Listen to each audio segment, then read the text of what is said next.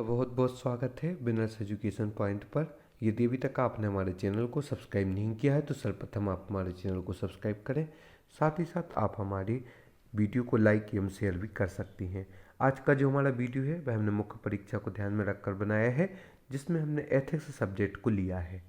और यदि अभी तक आपने हमारे नोट्स परचेज नहीं किए हैं तो आप डिस्क्रिप्शन बॉक्स में जाकर इंस्टामोजो के लिंक से हमारी सभी मुख्य परीक्षा के नोट्स प्राप्त कर सकते हैं, जो कि हैंड रिटन से एवं टॉपर्स के द्वारा बनाए गए हैं। साथ ही साथ आप हमारी प्रारंभिक परीक्षा की टेस्ट सीरीज मध्य प्रदेश अमूल्य सार संग्रह एवं करेंट अफेयर्स की PDF भी प्राप्त कर सकते हैं। चलिए चलते हैं आज के हमारे वीडियो पर, जिसमें हमने 6 मार्क का प्रश्नों को लिया है। लोकपाल के अधिकार क्षेत्र का वर्णन कीजिए। लोकपाल एवं लोकायुक्त अधिनियम 2011 के अंतर्गत लोकपाल के अधिकार क्षेत्र में प्रधानमंत्री, कैबिनेट मंत्री, संसद सदस्य और केंद्र सरकार के समूह ABC और D के अधिकारी कर्मचारी आते हैं। लोकपाल एवं लोकायुक्त अधिनियम 2011 के अंतर्गत लोकपाल के अधिकार क्षेत्र में प्रधानमंत्री, कैबिनेट मंत्री, संसद सदस्य और केंद्र सरकार के समूह ABC और D के अधिकारी कर्मचारी आते हैं। लोकपाल के प्रमुख अधिकारों पर चर्चा करते हैं। कुछ मामलों में दीवानी अदालत के भी अधिकार प्राप्त हैं। केंद्र व राज्य सरकारों के कर्मचारियों की सेवा प्रयोग करने के भी अधिकार हैं। संपत्ति को अस्थायी रूप से अटैच करने का भी अधिकार है। भ्रष्टाचार के आरोप वाले सरकारी कर्मचारी के स्थानांतरण या निलंबन करने की सिफारिश भी अधिकार इनको प्राप्त है। अपना प्रतिनिधि प्रयुक्त करने का भी अधिकार है। केंद्र सरकार को लोकपाल के द्वारा भ्रष्टाचारियों के लिए विरुद्ध अभियोजन की सुनवाई व विशेष अदालतों के गठन का भी अधिकार है। लोकपाल के प्रमुख अधिकारों पर एक बार पुनः चर्चा करते हैं। कुछ मामलों में दीवानी अदालत के अधिकार भी प्राप्त हैं। केंद्र व राज्य सरकारों के कर्मचारियों की सेवा प्रयोग करने का भी अधिकार प्राप्त है। संपत्ति को अस्थायी रूप से अटैच करने का भी अधिकार है। भ्रष्टाचार के आरोपों वाली सरकारी कर्मचारी के स्थानांतरण या निलंबन की सिफारिश करने का भी अधिकार है। अपना प्रतिनिधि प्रयुक्त करने का भी अधिकार है। केंद्र सरकार को लोकपाल के द्वारा भ्रष्टाचारियों के विरुद्ध अभियोजन की सुनवाई व विशेष अदालतों के गठन का भी अधिकार प्राप्त है। आज भ्रष्टाचार भारत को दीमक की भांति खोखला कर रहा है। लोकपाल के गठित होने से भ्रष्टाचार में अवश्य कमी आएगी तथा देश के विकास पर सकारात्मक प्रभाव पड़ेगा। कौटिल्य की 6 सूत्रीय विशेष विदेश नीति का वर्णन कीजिए। स्रोत है इसका अर्थशास्त्र। कौटिल्य की 6 सूत्रीय विदेश नीति पर हम चर्चा करेंगे। कौटिल्य एक राजनीतिक चिंतक व कूटनीतिज्ञ थे। इन्होंने राज्य की रक्षा के लिए 6 सूत्रीय विदेश नीति दी। विदेश नीति के अंतर्गत कूटनीति, विदेश नीति, मंडल सिद्धांत आते हैं। 6 सूत्रीय विदेश नीति में पहले सर्वप्रथम 6 सूत्रीय विदेश नीति के नाम जान लेते हैं। पहला संधि, दूसरा विग्रह, तीसरा यान, चौथा आसन, पांचवा संश्रय, छठवां द्वैती भाव। अब इन पर हम चर्चा करेंगे। पहला है संधि। शांति के लिए शक्तिशाली राजा से संधि की जा सकती है, जो कि 6 सूत्रीय विदेश नीति का पहला पार्ट है। संधि, शांति के लिए शक्तिशाली राजा से संधि भी की जा सकती है। विग्रह, शत्रु के खिलाफ युद्ध की नीति विग्रह कहलाती है। यान, युद्ध की घोषणा किए बिना आक्रमण की तैयारी यान कहलाती है। आसन, तटस्थता की नीति अपनाना आसन कहलाती है। संश्रय, आत्मरक्षा की दृष्टि से अन्य राजाओं की शरण में जाना संश्रय कहलाता है। द्वैती भाव, एक राजा के साथ संधि करके दूसरे राजा के साथ युद्ध करने की नीति द्वैती भाव कहलाती है। उपयुक्त 6 सूत्रीय विदेश नीति कौटिल्य के अनुसार राज्य के लिए अत्यावश्यक हैं, जो आज के वर्तमान संदर्भ में भी प्रासंगिक है। जिनमें पहली है संधि, शांति के लिए शक्तिशाली राजा से संधि की जा सकती है। दूसरी है विग्रह, शत्रु के खिलाफ युद्ध की नीति विग्रह कहलाती है। यान, युद्ध की घोषणा किए बिना आक्रमण की तैयारी यान कहलाती है। आसन है, तटस्थता की नीति अपनाना आसन कहलाती है। संश्रय है, आत्मरक्षा की दृष्टि से अन्य राजाओं की शरण में जाना संश्रय।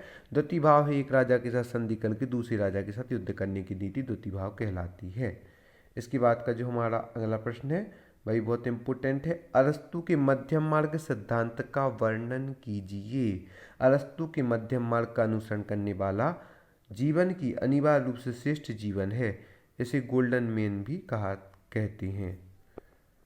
मध्यम मार्ग निम्न क्षेत्रों में दास प्रथा के संदर्भ में, शासन प्रणाली में अरस्तु जनसंख्या, भौगोलिक स्थिति, क्षेत्र, भूभाग के माध्यम से भी मध्यम मार्ग अपनाता है। अरस्तु का शिक्षा सिद्धांत भी मध्यम मार्ग का अनुसरण करती है। शरीर व मन की सभी शक्तियों का संतुलित विकास करना चाहती हैं। इनके प्रमुख सिद्धांत यह सिद्धांत सद्गुणों के आचरण से संबंधित है। अरस्तु का जो मध्यम मार्ग का सिद्धांत है वह आचरण से संबंधित है। दूसरा, इसके अंतर्गत अरस्तु ने मनुष्य के लिए संतुलित जीवन को अपनाने की बात कही है।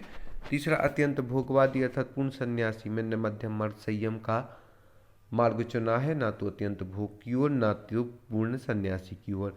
इनने एक मध्यम मार्ग के संयम को बताया है। और दूसरा है उद्दंडता अथवा कायरता के बीच मध्यम मार्ग साहस को चुना है। ना ही व्यक्ति को अत्यंत उद्दंड होना चाहिए ना ही कायर, उसे साहसी होना चाहिए। इसी प्रकार ना तो मनुष्य को अत्यंत भोगवादी और ना ही पूर्ण सन्यासी, उसे मध्य मार्ग संयम को अपनाना चाहिए। इस प्रकार अरस्तु का विचार हमें किसी भी अतिवादी स्थिति के बजाय उनके बीच संतुलन स्थापित करके जीवन जीने पर बल देता है। यहाँ पर हम आपको पुनः जानकारी दे दें कि आप हमें फेसबुक पर, यूट्यूब पर, इंस्टाग्राम पर, टेलीग्राम पर ही फॉलो कर सकते हैं। टेलीग्राम पर ज्वाइन करके आप हमारी निःशुल्क PDF एवं क्विज भी ज्वाइन कर सकते हैं।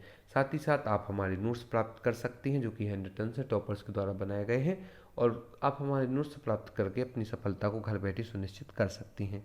रविन्द्रनाथ टैगोर की राष्ट्रीय आंदोलन में भूमिका का वर्णन कीजिए। स्त्रोत तत्वबोधनी पत्र।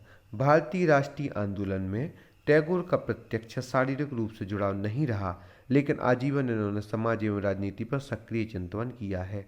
टैगोर ने स्वावलंबन पर जोर देते हुए भारतवासियों के कल्याण को राष्ट्रीय आंदोलन का आधार बताया है।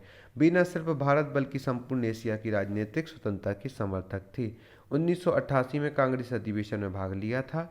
1905 के स्वदेशी आंदोलन में भूमिका इनकी महत्वपूर्ण रही है। 1911 में जनगण मन पहली बार गाया था। 1919 में जलियांवाला बाग कांड के विरोध में सर की उपाधि लौटा दी थी। असहयोग आंदोलन में भी इनकी महत्वपूर्ण भूमिका रही है। 1930 में सविनय विज्ञान आंदोलन का इन्होंने समर्थन किया था। टैगोर अपने कृतित्व व व्यक्तित्व के माध्यम से देश व समाज में सेवा की है। एक कल्पना देखते हैं। भारतीय राष्ट्रीय आंदोलन में टैगोर का प्रत्यक्ष शारीरिक रूप से जुड़ाव नहीं रहा, लेकिन आजीवन उन्होंने समाज एवं राजनीति पर सक्रिय चिंतन किया है। टैगोर ने स्वावलंबन पर जोर देते हुए भारतवासियों के कल्याण को राष्ट्रीय आंदोलन का आधार दिया। वे न सिर्फ भारत बल्कि संपूर्ण एशिया की राजनीतिक स्वतंत्रता के समर्थक थे। 1988 में कांग्रेस अधिवेशन में भाग लिया था। 1905 में स्वदेशी आंदोलन में भूमिका निभाई थी। 1911 में जनगण मन पहली बार गाया था। 1919 में जलियांवाला बाग कांड के विरोध में सर की उपाधि लौटा दी थी। असहयोग आंदोलन में सक्रिय भूमिका का निर्वहन किया था। 1930 में सविनय विज्ञान आंदोलन का समर्थन किया। टैगोर अपने कृतित्व व व्यक्तित्व के माध्यम से देश, समाज और विश्व में सेवा की है। इसी के साथ ही जो अरस्तु के मध्यम मार्ग का सिद्धांत है वह दासप्रथा के संदर्भ में है, शासन प्रणाली के संदर्भ में है। अरस्तु का शिक्षा सिद्धांत पद्धति भी मध्यम मार्ग का अनुसरण करती है। वह शरीर व मन सभी शक्तियों का संतुलित विकास करना चाहती हैं, न कि किसी एक पक्ष का। यह सिद्धांत सद्गुणों के आचरण से संबंध है। इसके अंतर्गत अरस्तु ने मनुष्य के लिए संतुलित जीवन को अपनाने की बात कही है। इनके अनुसार व्यक्ति को न तो अत्यंत भोगवादी होना चाहिए न तो पूर्ण सन्यासी, उसे मध्य मार्ग के अनुसार संयमी होना चाहिए। ना ही मनुष्य को अत्यंत उद्दंड होना चाहिए ना ही कायर, उसे मध्य मार्ग के अनुरूप साहसी होना चाहिए।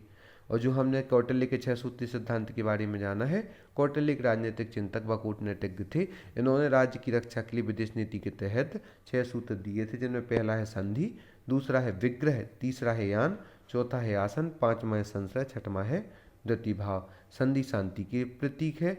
विग्रह शत्रु के खिलाफ युद्ध की नीति है। यान युद्ध की घोषणा की बिना आक्रमण की तैयारी है। आसन तटस्थता की नीति है। संशय आत्मरक्षा की दृष्टि से अन्य राजाओं की शरण में जाना। द्वितीभाव एक राजा के साथ संधि करके दूसरे राजा के साथ युद्ध करने की नीति द्वितीभाव है। इसी के साथ साथ लोकपाल के अधिकार क्षेत्रों के बारे में भी हमने जाना। और आप सभी का बहुत बहुत धन्यवाद हमारे इस वीडियो को देखने के लिए। हम आशा करते हैं आगे भी हमारे साथ यूं ही जुड़ी रहेंगी। धन्यवाद।